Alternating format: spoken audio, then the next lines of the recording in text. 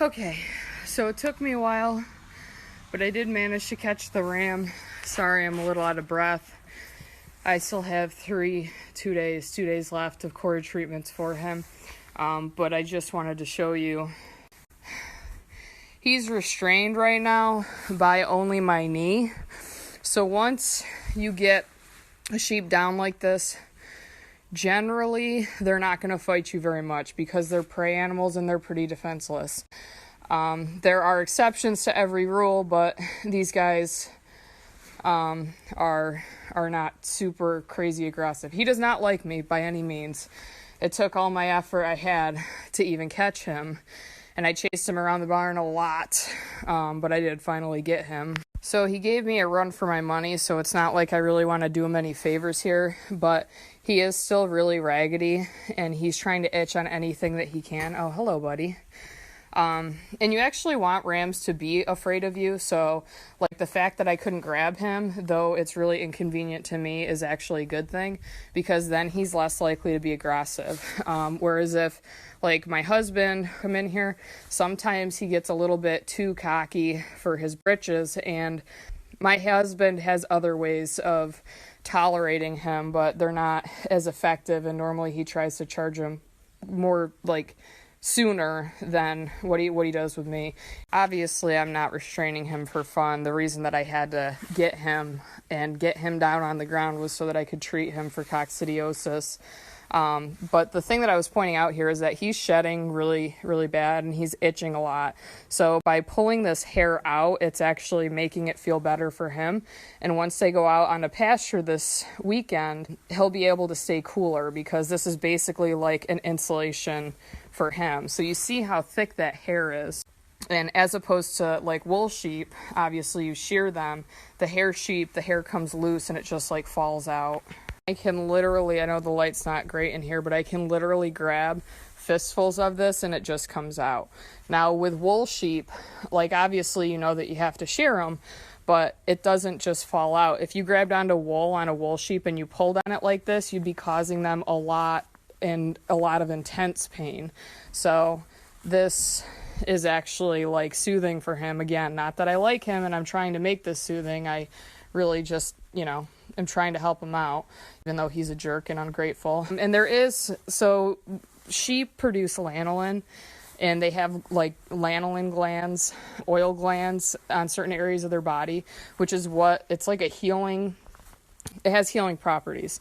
So the idea is when wool sheep get shorn, sometimes they get cuts because sheep's skin is really thin. So hair sheep still produce that lanolin.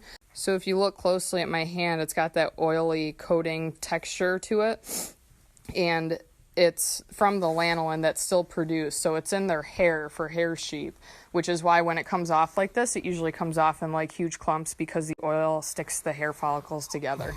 And he's still not happy that I'm pinning him down, but he's just going to have to wait. I'm going to let him up. Usually it takes a second. Yep. There you go. And now he looks even more raggedy than before. And I don't know if you probably can't see this, the lighting in here is really bad. I didn't turn on the lights, but there's a huge pile of hair here. So kind of like wool, it doesn't really decompose. So usually they rub it off outside, which is better because it scatters out more. I don't normally peel the hair off of them. It's just because I had to treat him that I did. Chickens are taking advantage of this spotty rain shower we've been having to dig up some worms. So if you look at them, they're kind of scoping out the ground as they're walking back, and that's what they're looking for. They're looking for worms. Okay, so 21 days later, and we have 2 chicks. It looks like only 2 chicks hatched out. So first I want to show you this egg. So this is the egg that the brown one came out of, which is this.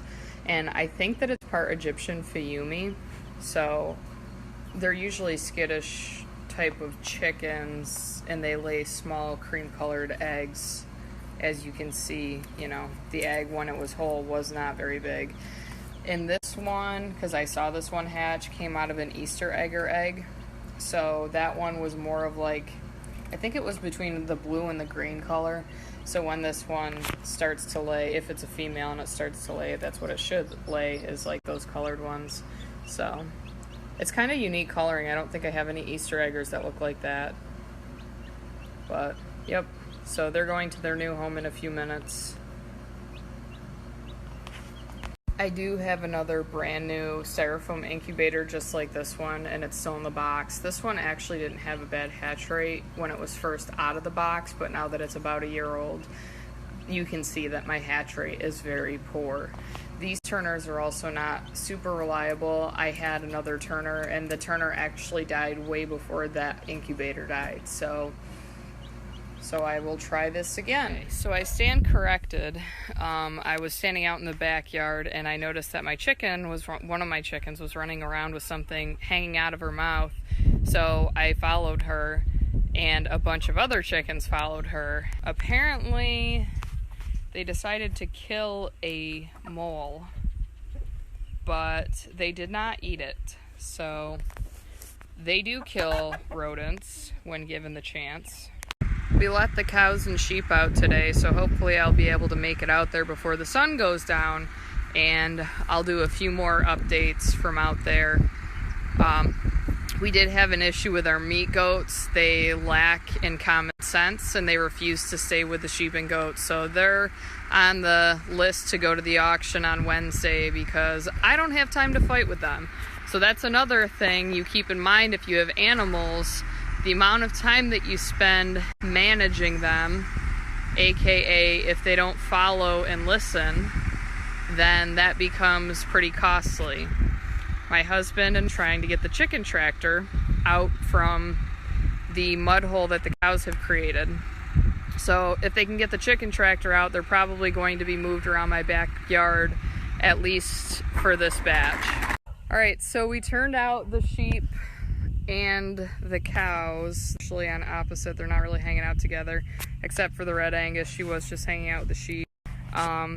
So one thing that you have to watch out for when you are turning animals out on pasture is that they can get something called frothy bloat if they're not used to it. And one of the things that causes it are legumes. So in here we do have some clover, but it's not super heavy. It's not like specifically seeded to that. So it's not really a concern for me, but I just came out to check the sheep and the cows and make sure that they were all doing okay. So frothy bloat is caused by legumes, which some examples are clover or alfalfa, just to name a few. And usually, like, if the animals consume an excessive amount of it, then it can cause same thing as the bloat that I've spoke of before when you have bottle babies and they get enterotoxemia and clostridia, and I talked about that a couple of days ago.